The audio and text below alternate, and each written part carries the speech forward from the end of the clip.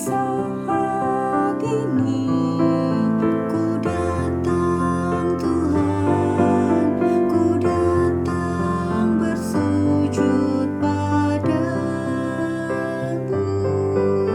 Di saat ini Engkau ku sembah, Engkau ku sembah ya Tuhan. Ku kasihi Engkau, ku kasihi Engkau, ku kasihi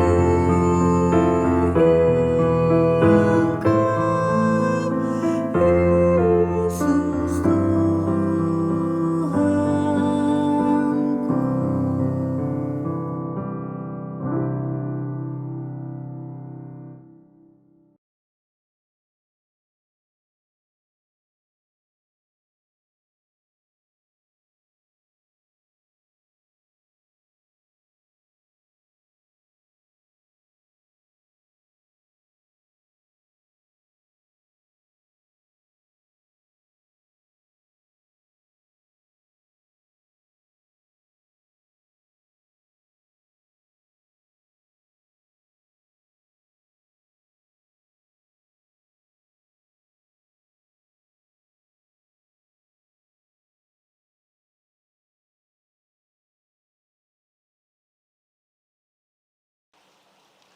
Selamat hari Minggu jemaat yang dikasihi Tuhan, salam sejahtera untuk kita semua.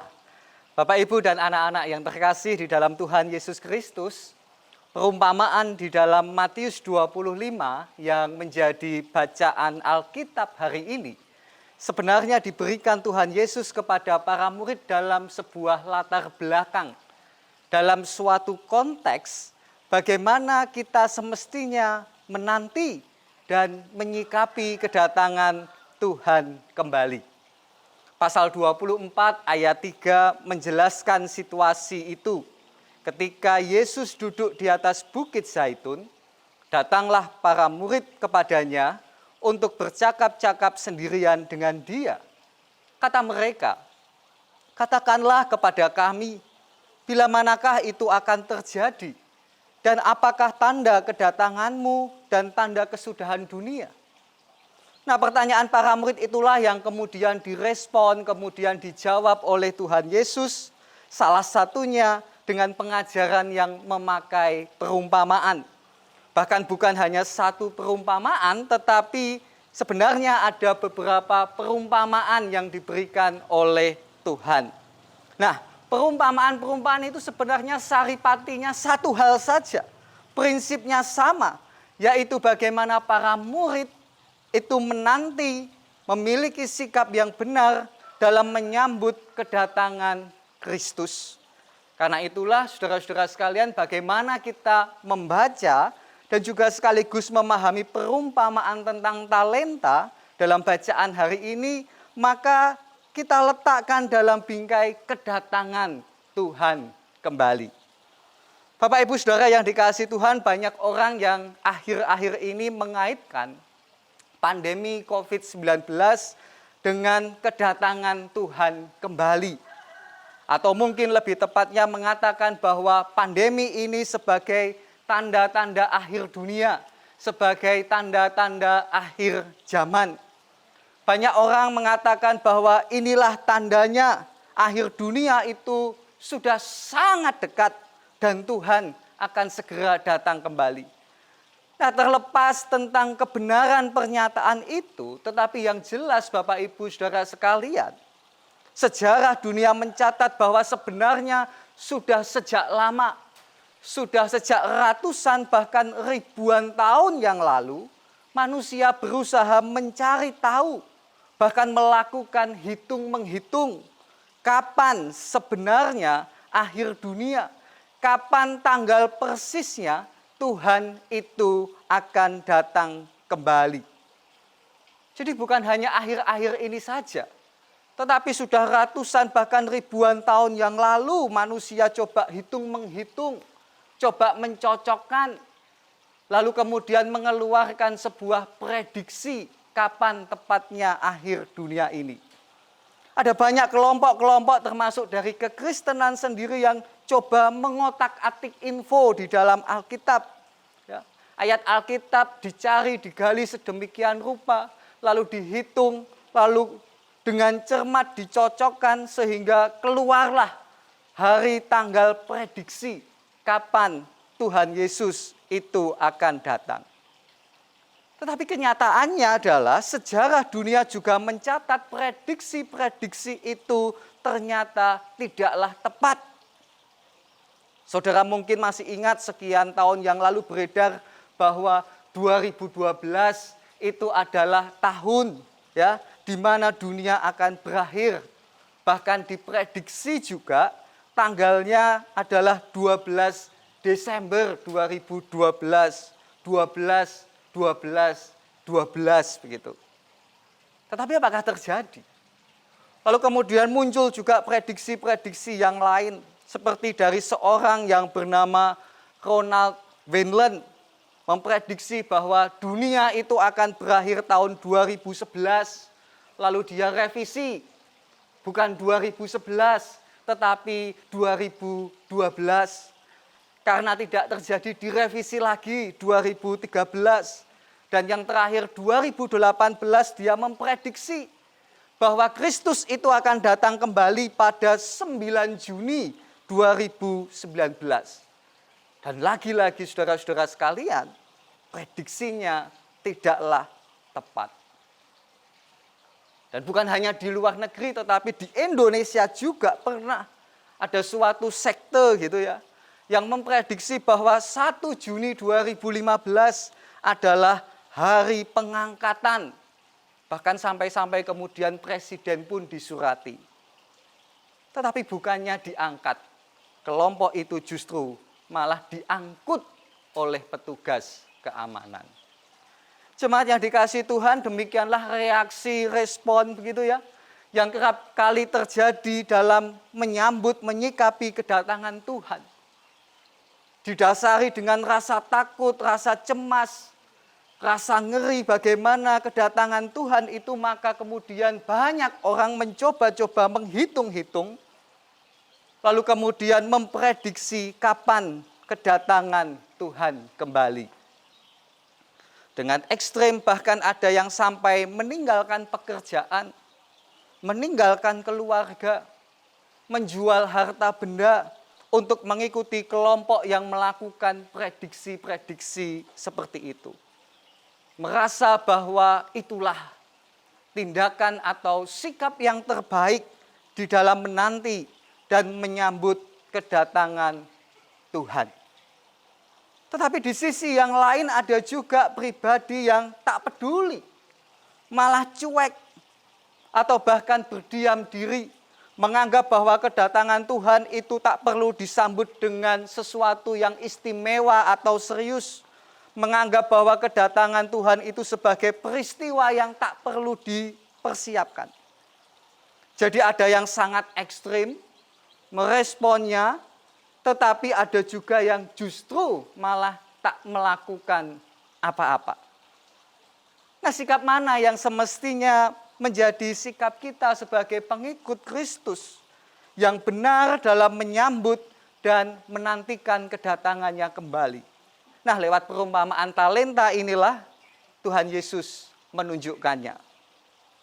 Bahwa yang pertama, saudara-saudara sekalian, hamba-hamba yang diberikan talenta itu sebenarnya bukan hanya dikenal oleh Sang Tuan, tetapi hamba-hamba itu juga adalah kepunyaan atau milik Sang Tuan.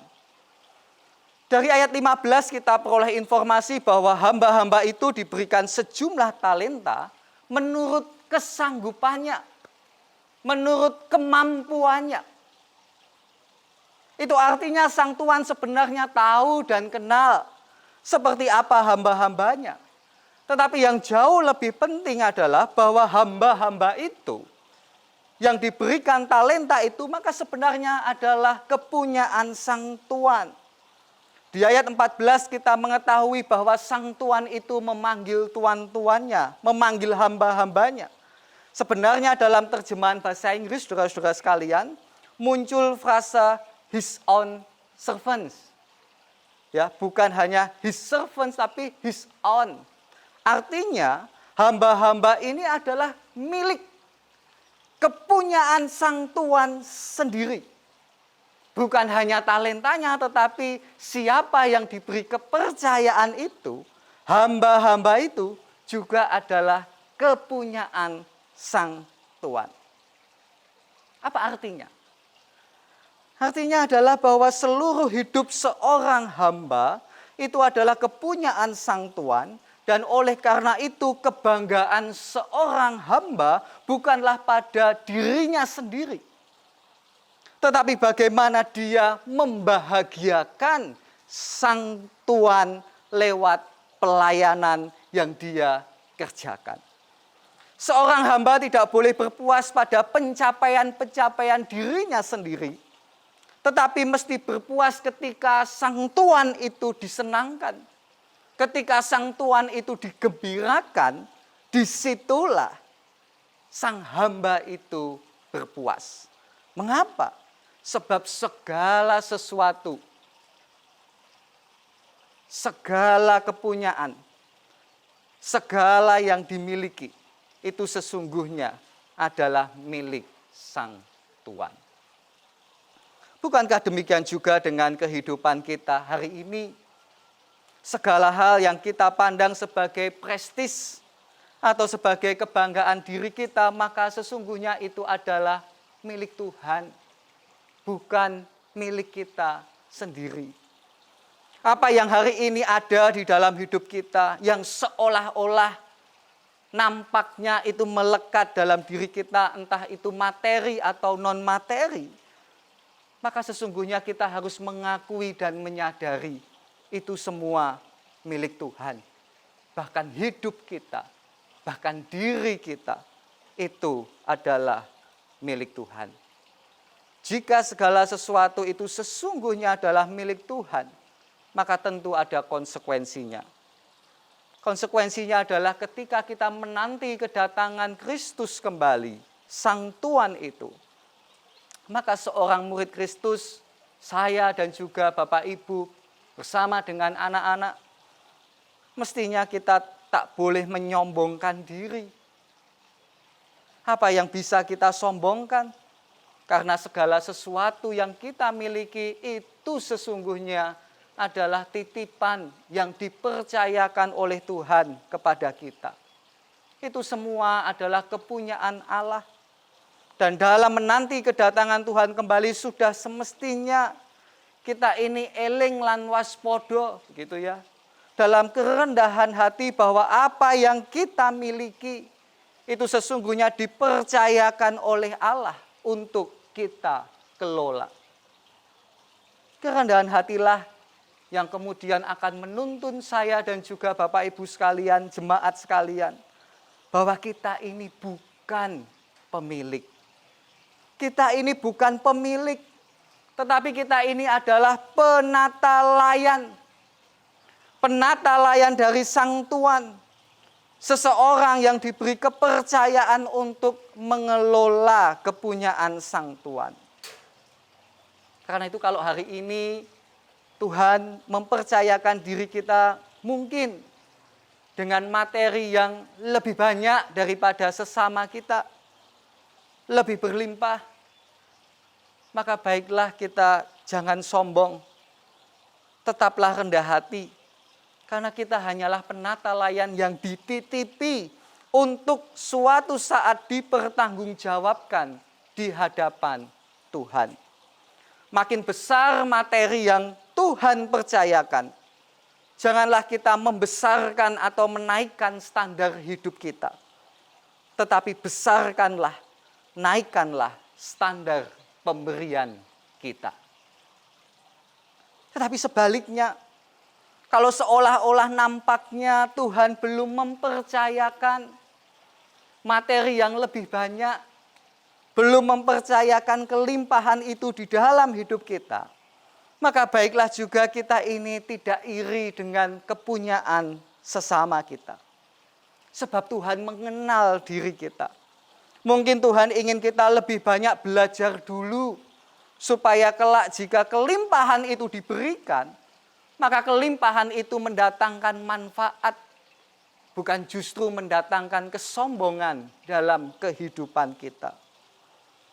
Atau mungkin sebenarnya Tuhan lebih mempercayakan kita pada hal yang lain, karena penata layanan itu tidak sekedar bicara tentang materi, tetapi juga bicara tentang waktu, bicara tentang kesempatan, bicara tentang relasi, dan masih banyak lagi.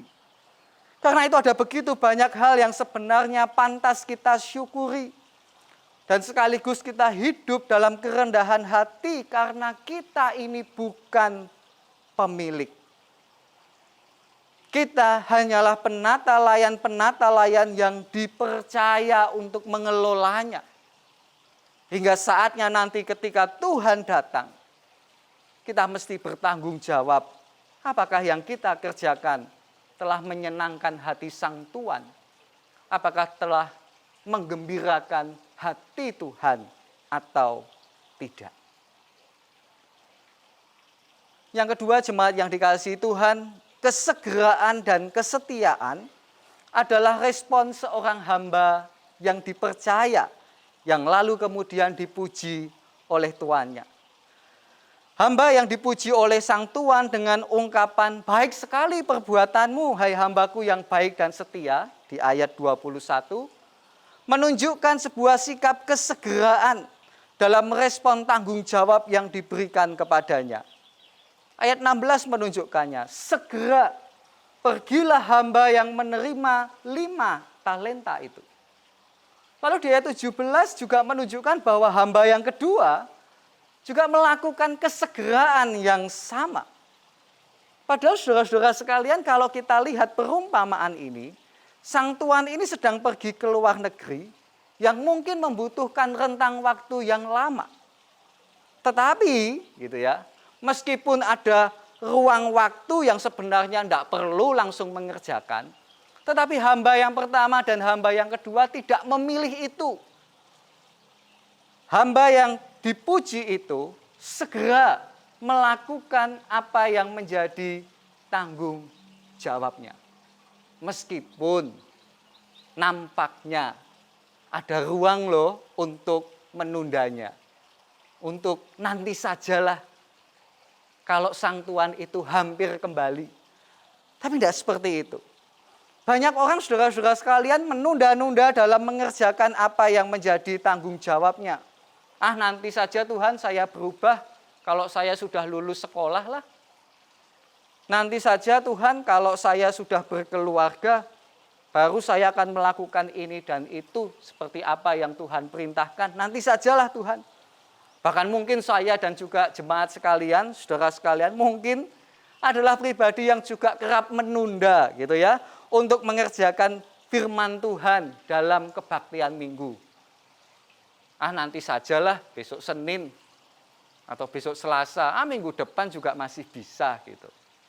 Menunda.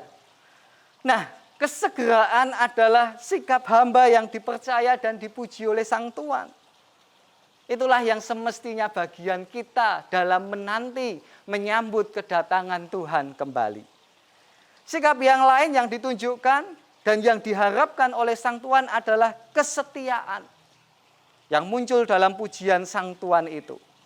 Mungkin selama ini saya dan juga Bapak Ibu Saudara memaknai bahwa kesetiaan itu hanya terkait dengan dimensi waktu. Kesetiaan itu hanya persoalan waktu saja. Tak berubah, tak meninggalkan dari awal sampai dengan akhir. Ya pokoknya di situ ada. Ternyata tidak hanya persoalan waktu Bapak Ibu sekalian.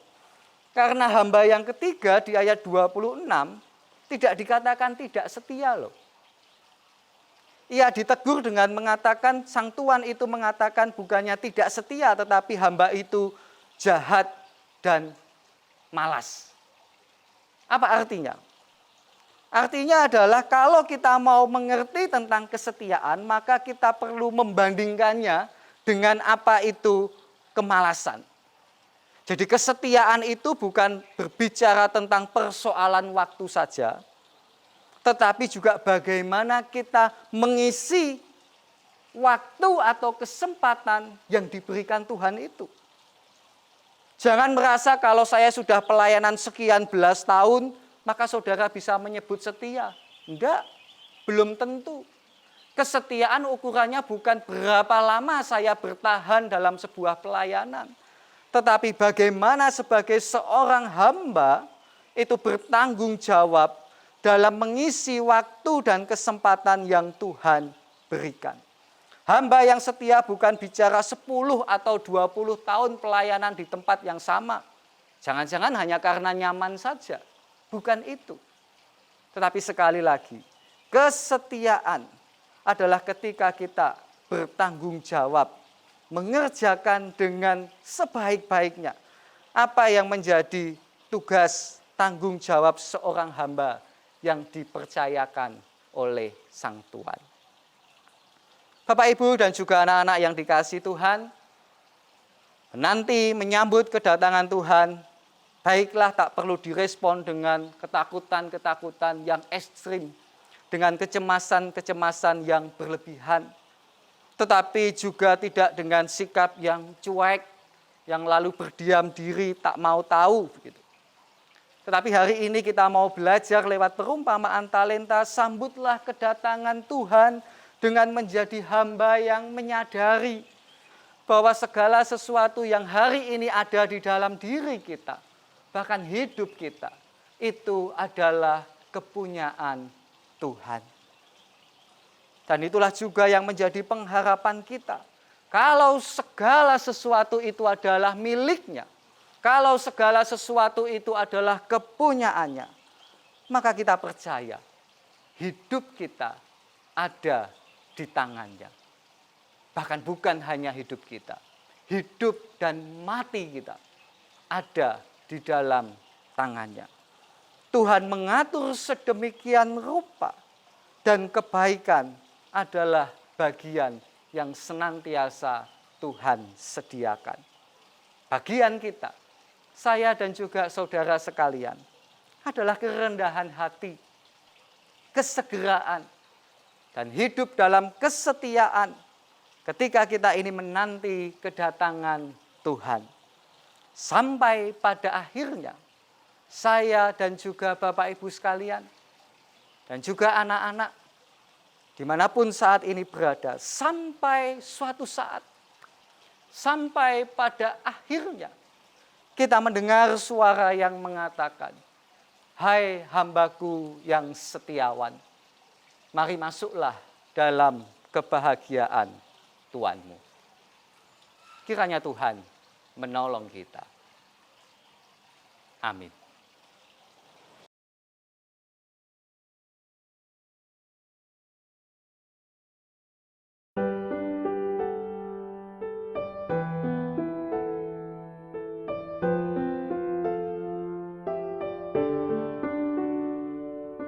Sungguh indah Juru Selamatku, dan ku yakin seluruh hidupku di tanganmu, terjalin dalam rencanamu.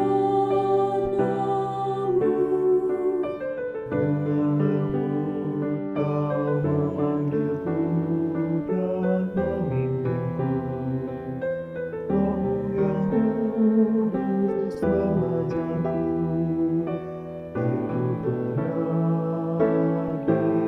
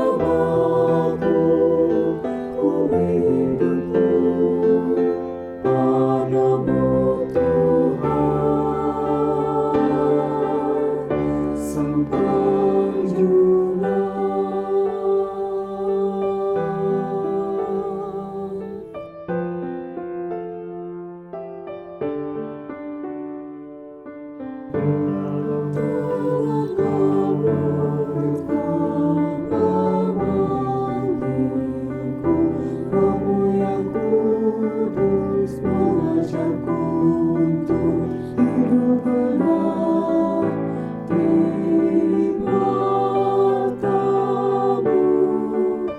Panggilanmu menangkap aku, dan tanganmu melukis aku seperti dirimu.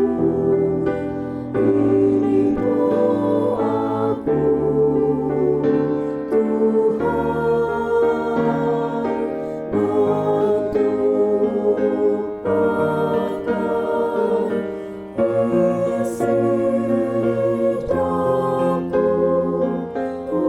hidupku ada penjunan. Bimbing aku jalan bersamaku,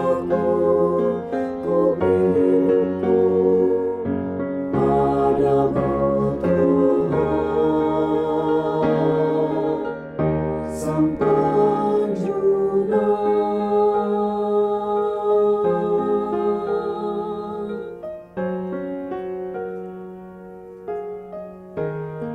Sang Penjunan.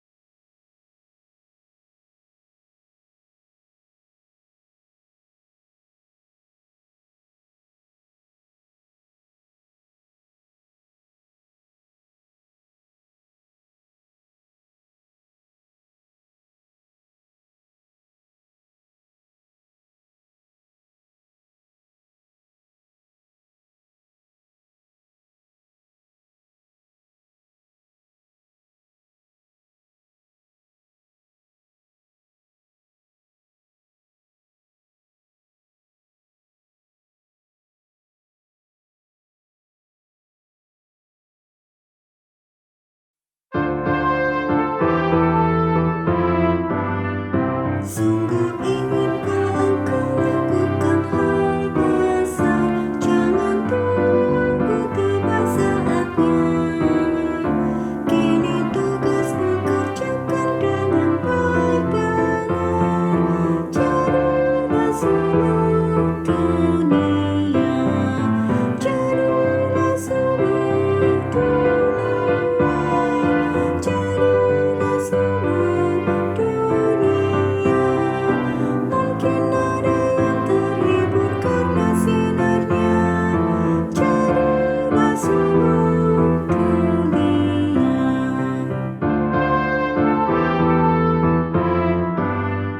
Tiap talentamu pasti ada artinya bila mencerminkan kasihnya. Barang yang kecil pun sungguh ada gunanya. Jadilah sumber dunia, jadilah sumber dunia, jadilah sumber dunia. Mungkin ada yang terhibur karena sinarnya. Jadilah sumber dunia.